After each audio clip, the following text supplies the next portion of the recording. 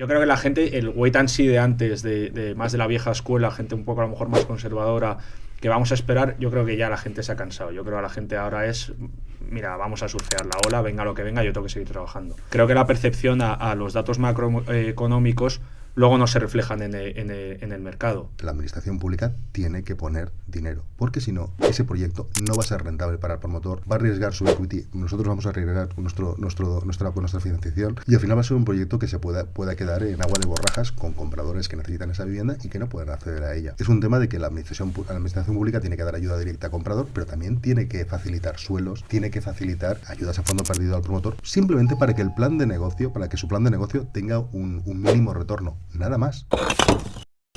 Bienvenidos a Golpe de Ladrillo, el podcast donde contamos lo que pasa detrás de los muros. Hemos hablado de hipotecas, del Euribor y demás cosas relacionadas con la financiación. Pero ¿qué pasa cuando la banca tradicional dice no?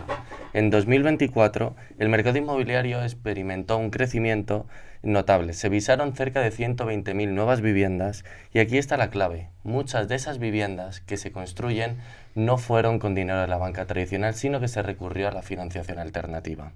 ¿Es la banca tradicional cosa del pasado y ya se han dado paso a las nuevas financiaciones? ¿Son estas nuevas vías del futuro o un simple parche? Hoy analizamos esta transformación del mercado con dos de los grandes expertos del sector.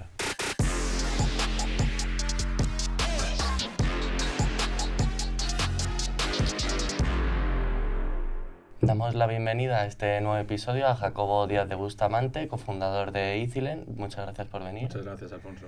Y a Bernat Martínez, director general de TQ Eurocredit. Encantado de que estés aquí. Gracias, Alfonso.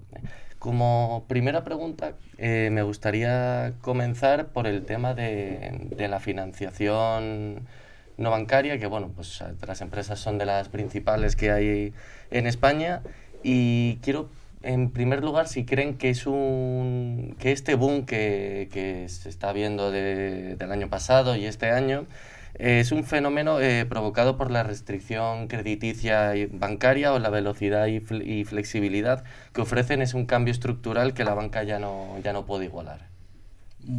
Bueno, o sea, yo no lo llamaría restricción porque yo creo que la banca es un poco injusto, ¿no? Llamarlo solo restricción, porque la banca también hereda una crisis de 2008, ¿no? y un riesgo reputacional que a lo mejor nosotros no tenemos, ¿no? Entonces yo creo que los bancos hacen lo que tienen que hacer. Los bancos entran en el momento que tienen que entrar. No tiene ningún sentido que los bancos entren en el momento que nosotros entramos, porque no cobran lo mismo. Entonces todo esto va en función de riesgo-beneficio, ¿no? El beneficio que tiene el banco sobre el riesgo que asume ya está bastante equilibrado. Si le pides al banco asumir un riesgo mayor a lo que puede cobrar, es que no tiene ningún sentido. Entonces ese riesgo es el que asumimos nosotros y tiene sentido. Lo único, o sea, no son restricciones, es sentido común. Luego, además, también creo que nosotros si añadimos algo más de valor pues como decías, con la flexibilidad y la rapidez, que obviamente se paga, y es un poco nuestra naturaleza, ¿no? O sea, no creo que sea restricción o restricción, simplemente creo que son dos deportes distintos. ¿O qué opinas? Bueno, yo estoy de acuerdo contigo en gran parte. Sí que es cierto que la financiación tradicional, desde la crisis de 2008, tiene un coste de capital, o la financiación de lo que sería el sector promotor tiene un coste de capital y un coste de riesgo muy elevado. Desde la crisis de 2008 se declaró que lo que era la financiación del préstamo promotor era una financiación de más riesgo, y esto hace que la banca pueda entrar cuando pueda entrar y donde pueda entrar. El tema de la financiación alternativa para mí no es un boom, para mí ha venido para quedarse claramente. Y si miramos comparables, si miramos otros países de nuestro entorno, la Europa continental, Alemania y Francia, donde la cuota de mercado de la financiación alternativa es de un 40%, miramos Reino Unido, que está por encima del 50%, y si miramos Estados Unidos, que está por encima del 70%, vemos que la ola nos lleva hacia el crecimiento de la financiación alternativa claramente en España, que siempre vamos un pelín por detrás de la ola, pero esta ola ha venido para quedarse. La financiación alternativa está dando muchísima más flexibilidad. Estamos haciendo operaciones estructuradas a medida para el promotor, y no es tanto un tema de coste, sino es un tema de adecuación de la financiación a lo que sería el desarrollo del proyecto, con lo cual es una financiación que hacemos ad hoc y es una financiación que para un préstamo promotor podemos hacerla, digamos, con ese traje a medida perfecto. Y por aquí ha venido Roberto Vicente, por ejemplo, del CEO de Grupo Nido, y estuvo hablando de los problemas también que tienen los promotores a la hora de sacar la vivienda adelante por los plazos de las licencias y demás, que muchas veces superan las previsiones que ellos tenían, y al contratar esta financiación alternativa, que es a doble dígito, les sube mucho más la deuda y por eso sube el precio de la vivienda y demás. Vosotros, cuando os viene un promotor, ¿qué tipo de promotor os viene? Si ya contáis que puede haber este problema y a lo mejor ya os están hablando de ello y tomáis algunas medidas para que no alcance, no supere cierta deuda, además. O sea, es un hecho que la administración retrasa todos los business plan, y es un hecho que eso repercute directamente en el precio de la vivienda. Pero ya no solo por el coste de capital de la financiación, por el coste de capital en general, también el del equity, que es el más caro de todos. Entonces, esos retrasos penalizan a todos. ¿Que quién lo paga? Pues al final el consumidor final, pero como todo en la vida. A nosotros, los desarrolladores, los promotores que nos vienen, cada vez, lo hemos estado hablando antes, son gente cada vez más profesional. O sea, ya la financiación alternativa la tienen en cuenta promotores que, no voy a decir nombres, pero que conocemos todos y que son muy buenas. Y sí, al ser promotores buenos, obviamente prevén que estos retrasos se dan, porque tienen ya mucho track record y mucha experiencia. Entonces nosotros lo prevemos y lo ponemos en todos los contratos de financiación. Nosotros siempre damos una opción de extensión, siempre, y obviamente con un coste, porque no queremos incrementar a lo mejor nuestra exposición. Entonces, pues hay varias modalidades. Como ha dicho antes Bernard, lo hacemos a medida de las necesidades. Tampoco tiene sentido estresar la caja de un promotor cuando no han vendido una sola unidad. Es que no lo tiene. Entonces, lo hacemos a medida. E incluso cuando ya se ha gastado también esa extensión, que alguna vez nos ha pasado por temas de la administración, somos coherentes. O sea, nosotros en ningún momento queremos fastidiar al promotor. Lo que queremos es que salga el proyecto. Entonces, si de verdad hemos visto que el promotor ha puesto de su parte en cumplir con los hitos, en trabajar y que de verdad hay buena fe, nosotros no tenemos ningún problema en extender. O sea, ninguno. Otra cosa distinta es cuando hemos visto que el promotor, que puede pasar, actúa no de mala fe, pero bueno, se le ve un poco más escapista, contesta menos a los mails, ¿no? O sea, ese tipo de triquiñuelas nos gustan menos, y igual que premiamos mucho al que se porta bien, no te digo que castigamos, pero no somos igual de flexibles con el que consideramos que no se porta bien.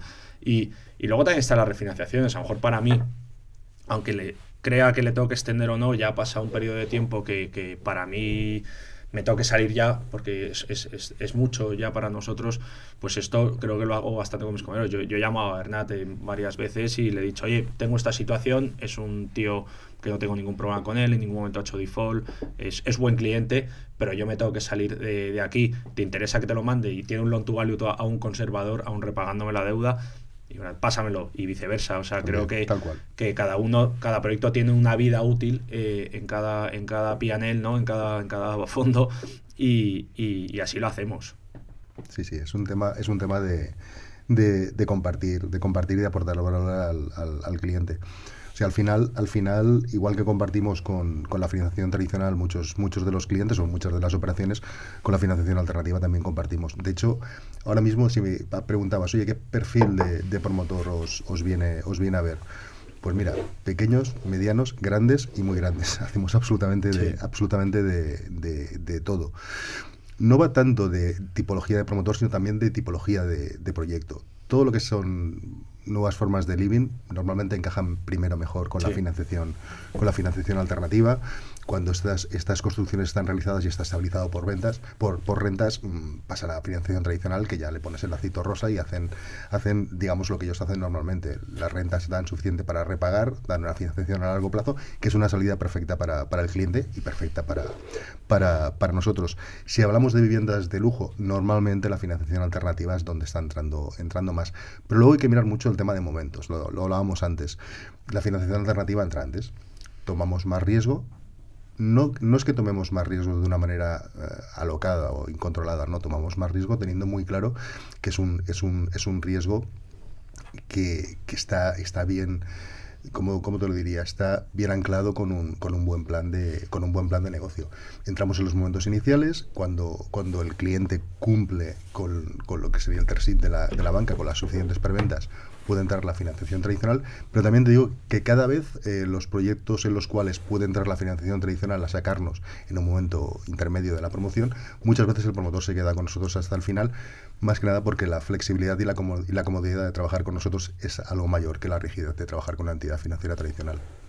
Y desde la estructura de la deuda, ¿cómo se compara el coste final del capital que el promotor obtiene con ustedes frente al que obtiene con la banca tradicional?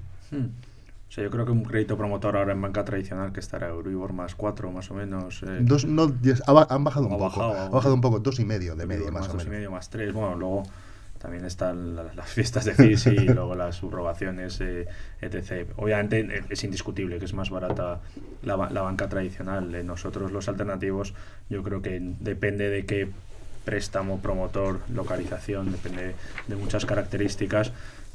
Podemos estar por debajo del doble dígito en nuestro caso y lo hemos estado en varias veces. Obviamente tiene que coincidir ciertas características, pues un promotor muy bueno, una buena localización, equity por delante y el precio. Es que somos muy buenos en poner precio y nos ponemos precio en función del riesgo que tiene.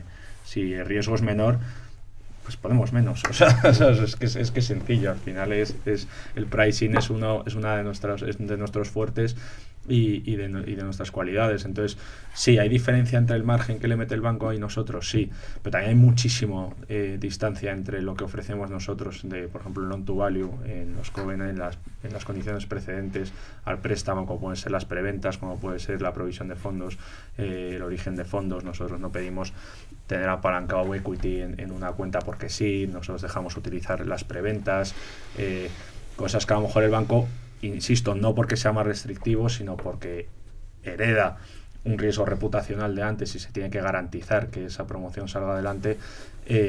Nosotros esas restricciones o ese cuadro, ese box, nosotros no lo tenemos. Nosotros, como ha dicho Hernán antes, ¿qué quieres? Bueno, pues ahora vamos a ver todo tu carta a los reyes cómo encaja con la mía, ¿no? Y entonces intentamos machearlo y por norma general solemos hacerlo.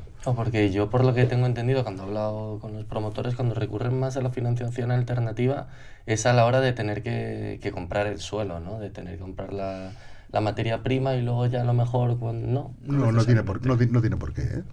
La verdad es que pueden llegar en cualquier momento. Hacemos algún puente de suelo, entramos en la parte de suelo, pues sí, alguna vez, si tiene sentido para la operación y el plan de negocio se sustenta sin ningún problema.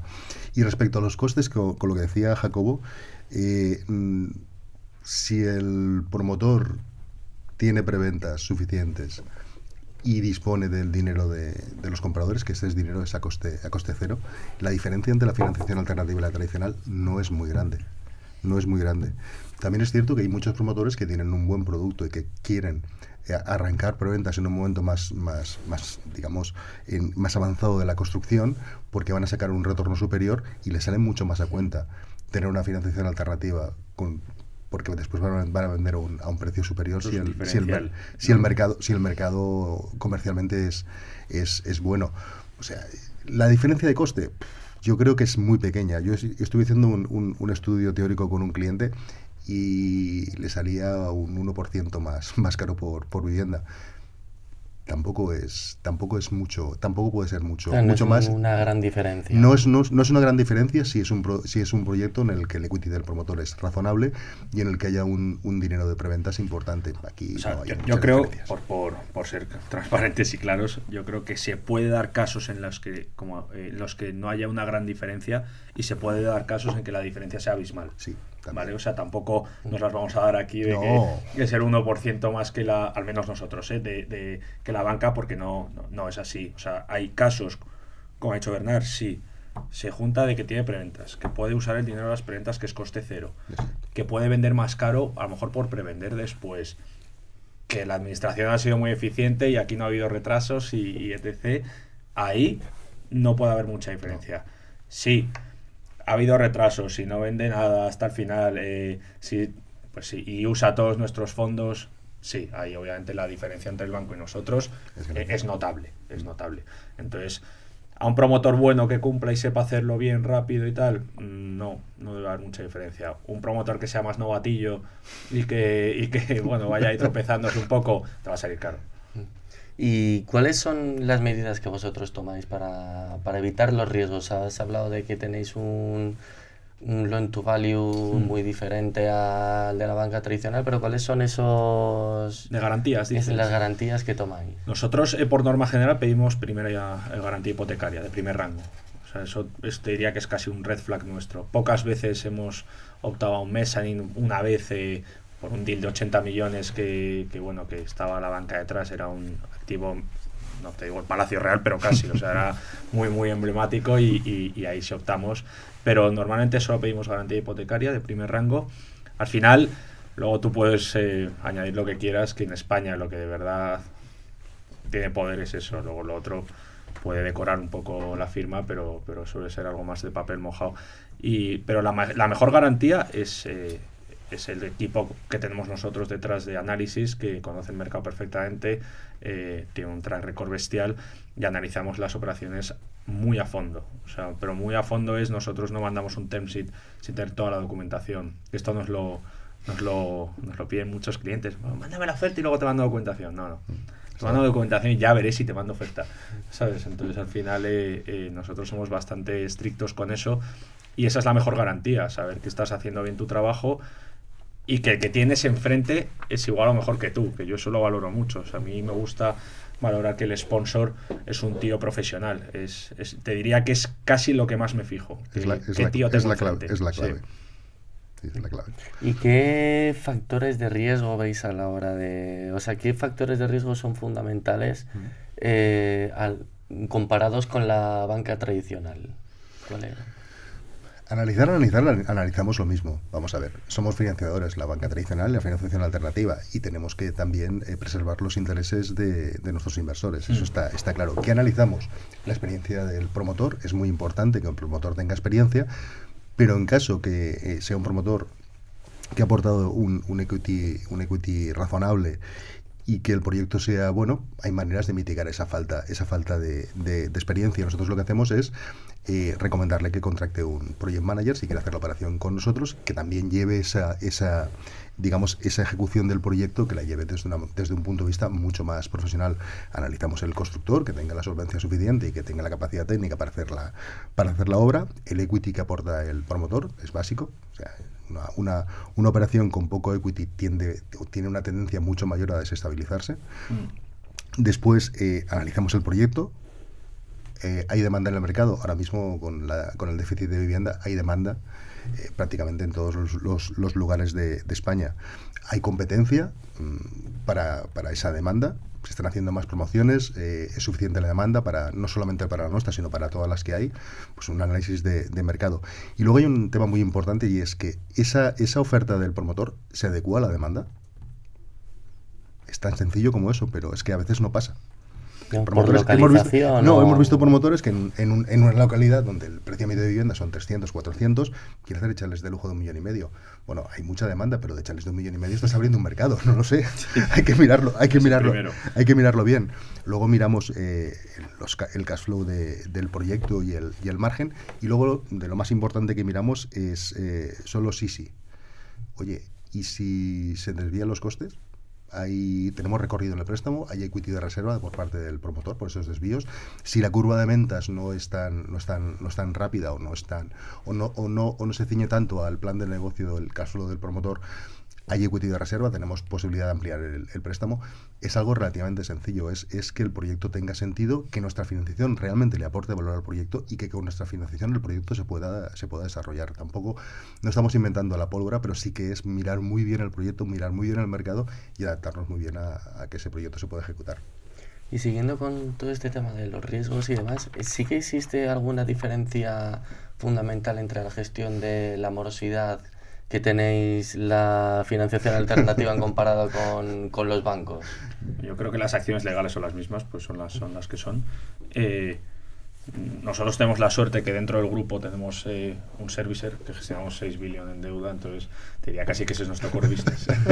Yo no me dedico a eso, pero cuando tenemos ese problema, pues simplemente pasamos a los del servicer y lo gestionan. O sea, lo digo de broma, pero nosotros pocas veces llegamos a ejecutar, porque a nosotros nos gusta siempre solucionar las cosas extrajudicialmente. O sea, obviamente seguimos lo que hay que hacer. Oye, si entras en default, yo empiezo la ejecución, empiezo la demanda y es que lo tengo que hacer. Pero siempre intento llevar con ellos una conversación fluida y si se rompe suele ser por ellos de, oye, vamos a solucionar esto, ¿vale? O sea, tú no has cumplido, porque el que ha cumplido soy yo. O sea, tú me pediste un dinero, yo te lo he dado, hemos firmado un contrato y el que no ha cumplido no me lo has devuelto eres tú. Eres tú, ¿vale? Entonces vamos, ¿sabes? Porque muchas veces las discusiones creo que hay que sentar las bases de sobre lo que se está discutiendo. Aquí el que ha incumplido eres tú, no soy yo. Entonces, ahora, sabiendo que eres tú el que ha incumplido, vamos a ver cómo lo solucionamos. Oye, ¿cabe refinanciar? Lo que he dicho antes, pues mira, si tienes un loan to value conservador, venga, fenomenal.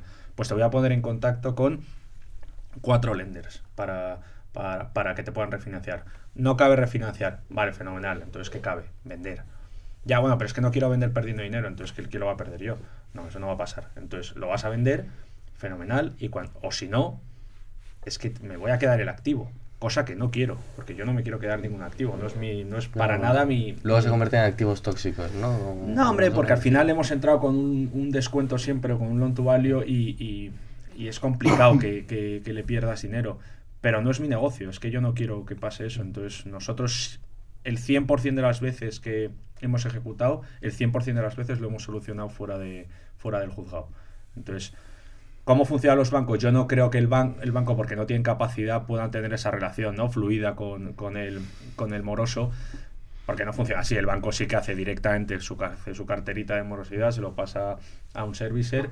Y si no te he visto no me acuerdo, pero tampoco es su trabajo el del banco. Igual que no es el mío, pero al final lo nuestro, al ser algo, te diría, más personal, que yo con ese promotor llevo hablando 2 años, ¿sabes? Entonces, no te digo que se convierta en una amistad, porque ni muchísimo menos, pero sí hay cierta relación de trabajo. Tengo su teléfono. Hemos quedado una vez al mes durante 2 años. Me sé hasta los problemas de su hijo porque los cuentan. Entonces, al final, pues hombre, si se puede solucionar de una forma amistosa, prefiero, la verdad.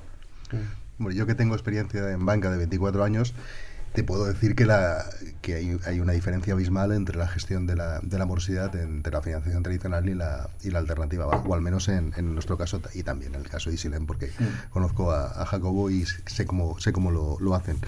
Nosotros intentamos siempre gestionar la morosidad desde la anticipación.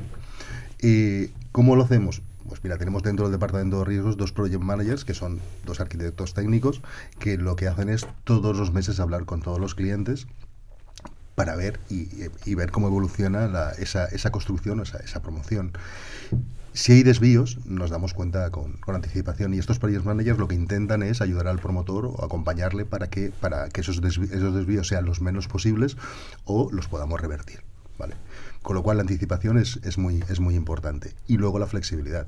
O sea, nosotros ejecutar, sí, siempre se puede ejecutar alguna vez, pero para nosotros es un gran fracaso. Siempre hay posibilidad de tener una solución mejor, y más con loan to values, como decía Jacobo, en los cuales hay un descuento importante. Siempre hay una solución mejor para todas las partes, y somos muy imaginativos a la hora de hacer o a la hora de pactar con los deudores cuál es la mejor salida para todas las partes.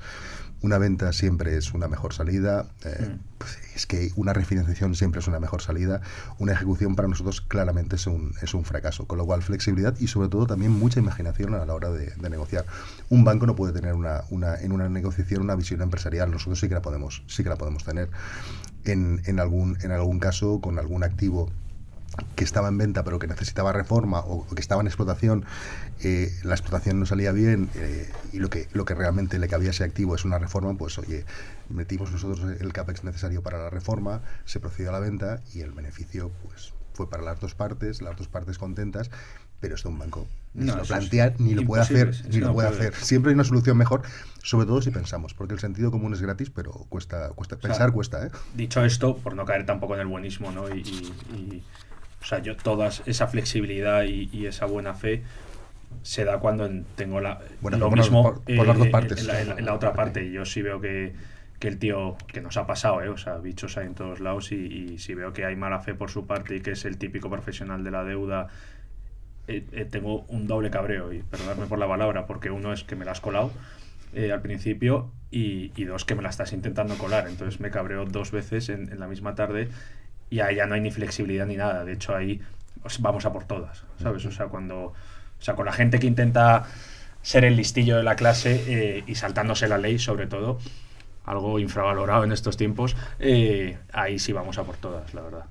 Por suerte son pocos, pero algunos hay. Son pocos, pero Alguno hay. Y claro, con todo este buen momento que está viviendo el inmobiliario, que este año va a marcar el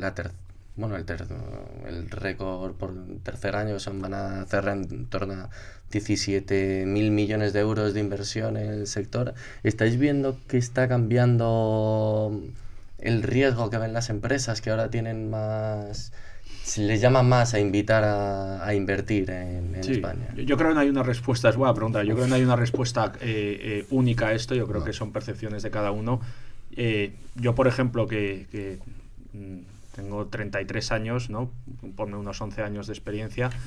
Al final, solo en mi carrera, yo he vivido, empezaría la carrera, crisis del 2008, crisis del COVID, guerra de Ucrania, inflación, subida de costes, guerra ahora de Israel y Palestina, varios presidentes en el mundo que la gente no quiere o que sí quiere. Yo creo que la gente, el wait and see de antes, de más de la vieja escuela, gente un poco a lo mejor más conservadora, que vamos a esperar, yo creo que ya la gente se ha cansado. Yo creo que la gente ahora es, mira, vamos a surfear la ola, venga lo que venga, yo tengo que seguir trabajando. Entonces, creo que la percepción a los datos macroeconómicos luego no se reflejan en el mercado, porque la gente, o sea, si tú te paras y ves las noticias un día, es que lo que te dan ganas es de meterte en un búnker.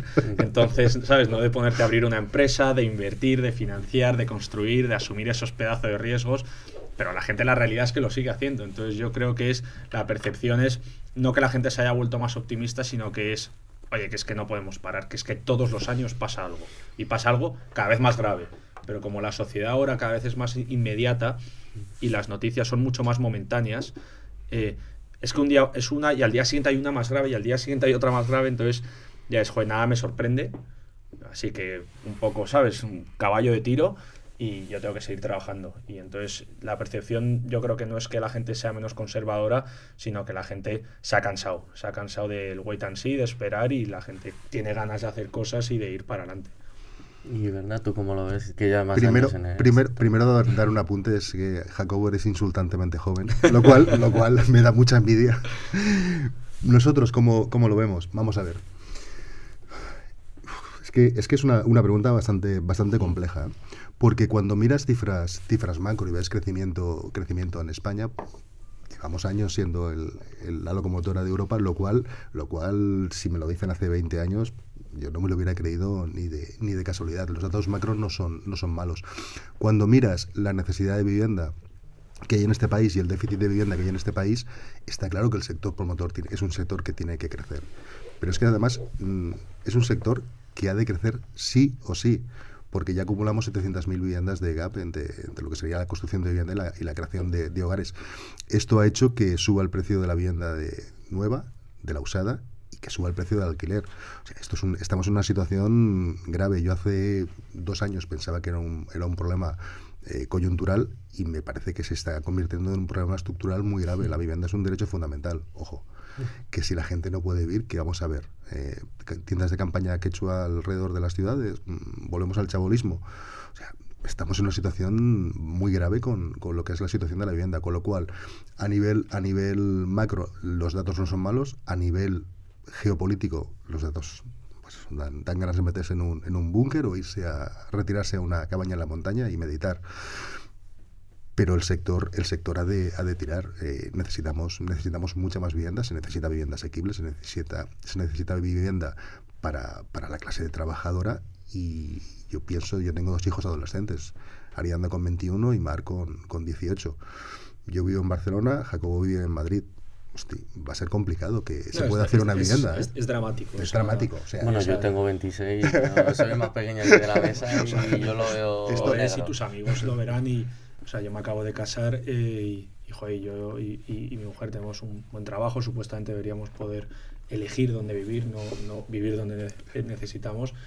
Y vivimos fuera de Madrid, ¿sabes? Entonces al final también creo que es un punto cultural que al madrileño, de Barcelona no lo sé, pero yo creo que al madrileño le cuesta mucho el reconocer que esto ya no es el Madrid de cuando de hace 10 y 15 años, de cuando eras pequeño, que era prácticamente un pueblo, ¿no? Madrid ya se ha convertido en casi una city y a la gente, y es el place to be ahora mismo. Entonces, pues tío, ya vivir en Chueca cuesta 1.200, 1.300 euros un bajo de 30 metros cuadrados, sí. ¿Sabes? Entonces, ¿está caro? Sí. ¿Hay un problema fundamental? Sí. Pero, joder, sí, que si asumes que te tienes que ir fuera de Madrid, tienes a lo mejor un piso de 3 habitaciones con piscina, pádel y garaje por 1.300, ¿sabes? O sea, que también está caro, bueno, porque quiero vivir... porque todo el mundo quiere vivir en donde quiere vivir, ¿sabes? O sea, vivienda asequible creo que está cara, más cara de lo que debería, pero sí ahí sí te sales un poco de las zonas calientes. Me pasa que la gente, estamos muy mal acostumbrados, el español quiere pues lo de toda la vida, para muchas cosas, para otras no, pero a veces, tío, que es que, joder, que yo no deberíamos incluso vivir en zonas o mejor que nuestros padres, porque eso es lo que de verdad se llamaría desarrollo. Exacto. Vale, pero como el desarrollo está mal definido, ahora vivir en donde vivían nuestros padres o la vida que tenían nuestros padres es completamente impensable, en mi caso por lo menos. Entonces, bueno, es un problema estructural, sí, pero creo que también es un poco cultural.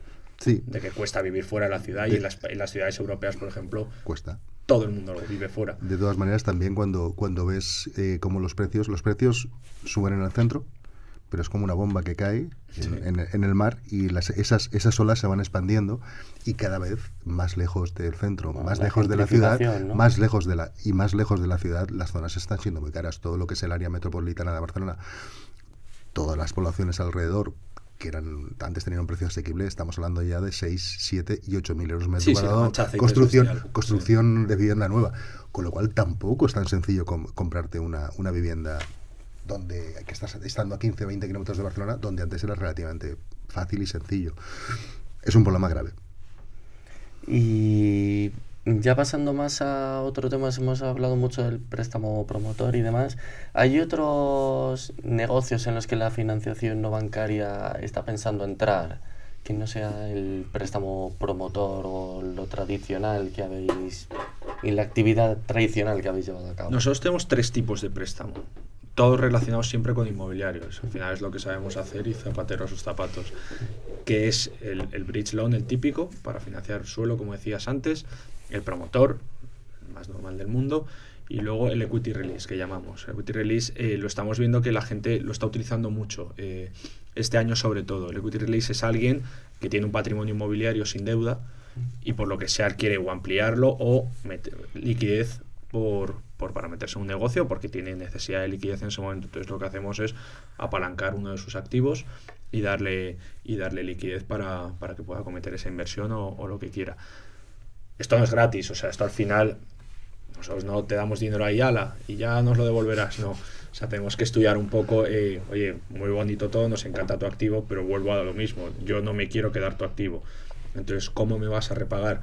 No, pues mira, es que esto es para hacer un flipping aquí en esta organización y lo hago tal y te lo devuelvo. O tengo un movimiento de liquidez en mi empresa y espero con unas ventas o no sé qué devolvértelo. Ese segundo caso se nos complica más, porque ya sí me tengo que poner a analizar cómo funciona tu empresa y sobre qué es. Puedo tener una opinión sobre si me lo creo o no, pero desde luego no es una opinión fundamentada en mi conocimiento, que es el inmobiliario. Entonces ya cuando se sale del inmobiliario, a nosotros nos cuesta. Puedo tener cultura general y entender otros negocios, pero al final a mí mis inversores me han contratado por mi conocimiento en inmobiliario, no en otros sectores. Entonces a día de hoy te diría que nos cuesta salirnos un poco de la caja amplia, porque es amplia, del inmobiliario. ¿Y Bernat, Nosotros hacemos préstamo promotor como EasyLend, hacemos préstamo puente para suelo, pero también para otras finalidades, para otros proyectos empresariales, y no solamente para el mundo inmobiliario 100%, también entramos en hotelero, también podemos entrar en industrial. es un 5, un 10, 15% de las operaciones según qué año, pero también entramos en esa tipología. Sí, porque es inmobiliario, ¿no? Sí, no, nosotros colateral claro, justo. Inmobiliario siempre. Pero podemos entrar también, por ejemplo, en naves industriales con retornos diferentes. Les pedís lo mismo. Les pedís lo mismo. Les pedimos parecido a vosotros, y tampoco esto. La pólvora ya se inventó hace muchos años, la inventaron los chinos hace mucho tiempo. Sí. Para nosotros lo más importante, mira, la garantía es un ancla. Punto. O sea, es la seguridad que tienes en caso de que haya un problema y vengan mal dadas. Lo importante para nosotros es primero el plan de salida.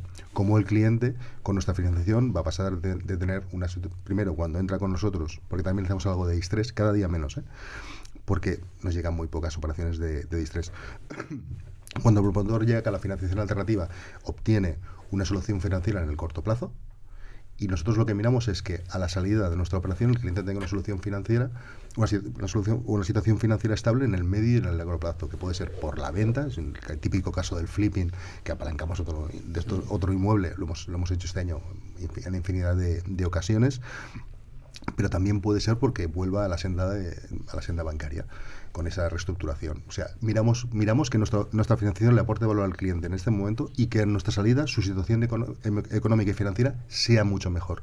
Hacer un parche, porque la empresa tenga hoy un problema, pero con nuestro parche la situación a medio plazo sea peor, nosotros aquí no vamos a entrar, porque creo que estaríamos mal aconsejando al cliente. No, esto sí que lo hace mucho la banca. Yo que vengo de 24 años en banca, lo de las patadas para adelante lo he visto muchas veces, pero es mejor hablar con el cliente y decirle, mira, la solución debe pasar por otro sitio, o con otro financiador, o buscando equity que te estabilice la empresa. Si hacemos nosotros un préstamo, vas a estar peor dentro de 6 meses o dentro de 12 meses. Y ahora con todo, pues hemos estado hablando mucho de vivienda asequible, ahora está muy de moda, ¿no? El término de vivienda asequible. El gobierno, por ejemplo, ha sacado Casa 47 ahora para hacer, las viviendas de la Sareb, sacarlas a gestión y sacarlas al mercado, pero también están pensando en construir también mucha vivienda asequible, que al final sí o sí va a acabar recayendo en el sector promotor privado, porque el público no tiene capacidad para poder hacer esas viviendas. ¿Vosotros veis oportunidad en este sector o en este mercado de vivienda asequible, ya que las rentas son más bajas y no hay, digamos, ese porcentaje tan alto, a lo mejor al promotor le puede ser rentable a la hora de conseguir la financiación alternativa? O sea, nosotros hemos hecho y al final da igual por lo que vendas. Al final no necesariamente el lujo tiene más margen que la vivienda asequible. O sea, al final pero no necesariamente. O sea, al final nosotros tenemos promotores de lujo que se van a un 15% de margen porque meten oro, ¿sabes? O sea, pero vivienda asequible nos encanta hacerlo y tiene sentido. Aquí, ¿cómo puedes hacer que que el promotor pueda pagar nuestro coste financiero y le salga rentable? Aquí yo creo que te tienes que ir al principio, ¿no?, del business plan, que es el suelo. Cuanto más suelo se liberalice y mejor compren el suelo, pues al final hay otros costes fijos que son la construcción y la financiación, pero el suelo yo creo que es el primero que te guía un poco cómo va a ser tu business plan, ¿vale? Es el primer factor de coste. Entonces, lo hemos hecho y por nuestra parte sí. El problema ya viene cuando esa vivienda asequible está topado el precio de venta, ¿vale? Aquí hay un problema muy grande porque les ha pasado, y esto pues, pregúntaselo a cualquier promotor, les ha pasado mucho que ellos hacen un business plan y tienen, me lo invento, casas de 150.000 euros. Entonces, ¿qué pasa? Que de repente vienen los costes de construcción y te suben. Entonces, ¿qué pasa? Que los costes superan. Se comen el margen. Se comen, pero al 100% del margen. Entonces, al promotor ya, literalmente, ya no es coste financiero, no, es que no le sale a cuenta construir. Entonces, como están topados esos precios, pero la gente aún así quiere seguir comprándolos, tiene que hacer una ampliación de capital de la sociedad y que los compradores, es una trampilla que se hace, y los compradores acudan a esa ampliación de capital. Pero ¿cuál es el problema de eso? Que claro, vivienda asequible, como tú decías, 150.000 euros, con que suba un 10%, le estás metiendo a un tío 15.000 euros de precio de venta. Ya no es y dices, asequible. O si fuese asequible si se lo financiases, pero esos 15.000 euros es full equity. Entonces un tío que de 150.000 euros ya ha ahorrado 20.000 euros para comprar esa vivienda, si encima ahora le dices que en vez de 20 son 35.000, pues, joder, no es tan obvio tener 15.000 euros adicionales en el banco y de puro equity o de ahorros. Entonces, vuelve a estar lo mismo. ¿A quién perjudica todo eso? Al comprador final, porque si en vez de esos topes de precio que había puesto el gobierno, que por temas administrativos no se han subido o no se suben, al que estás fastidiando es al comprador final, porque si de esos 15.000 le vuelves a apalancar ese 80%, pues ya te vas a 3.000 euros, que bueno, duele, pero duele menos que 15, ¿sabes? Entonces, volvemos a lo mismo, esa agilidad administrativa de trabajar algo más juntos, lo público y lo privado, creo que es esencial cuando hablas de vivienda asequible y sobre todo con los topes de precios. Es que si no, es que es muy difícil trabajar y yo desde el punto de vista de financiador, ahora mismo en VPOs me cuesta muchísimo meterme, porque nos ha pasado ese problema.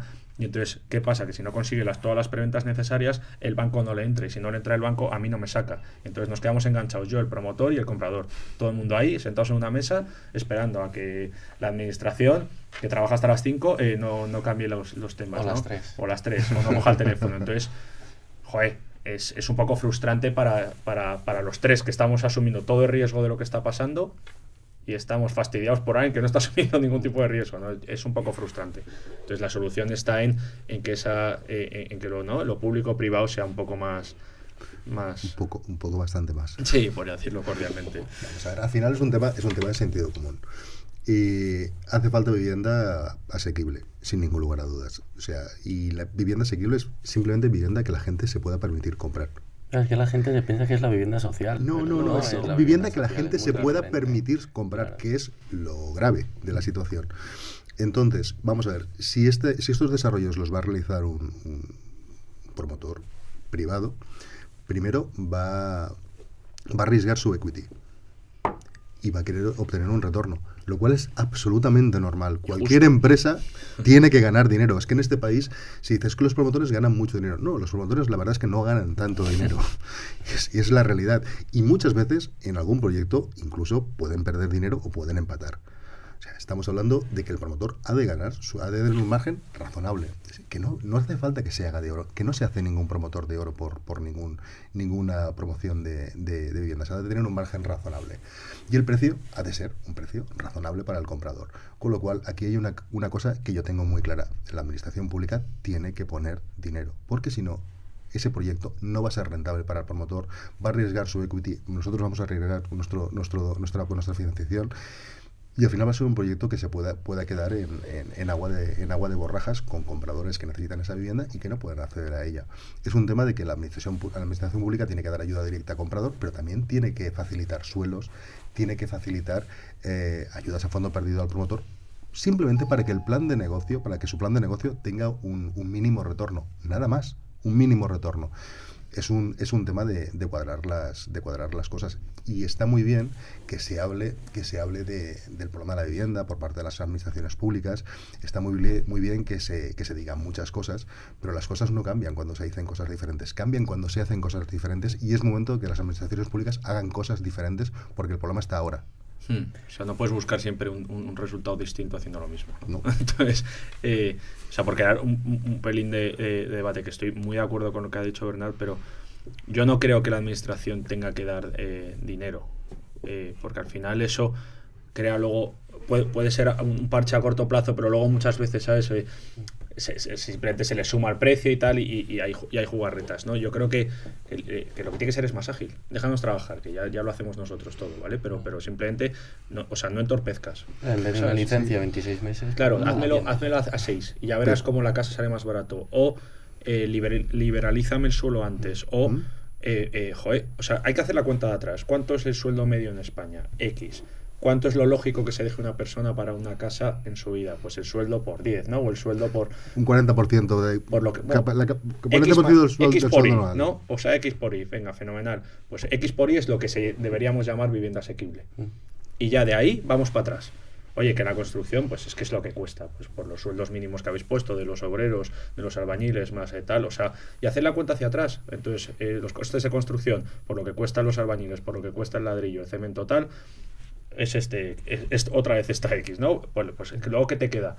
Coste financiero que va 100% implícito con riesgo país, y después el suelo. ¿Qué es lo que puedes hacer tú como administración? El suelo, ¿no? Claro. Haz tu parte. Y luego no le metas el 30% de impuestos a una vivienda. Bueno, incluso, Pero no sé yo, el que si 30% en que si algunos haces, sitios. si haces la otros cuenta no. así, que es por valor residual, no salen las cuentas en gran parte de las promociones de vivienda asequible. Ese es el gran problema.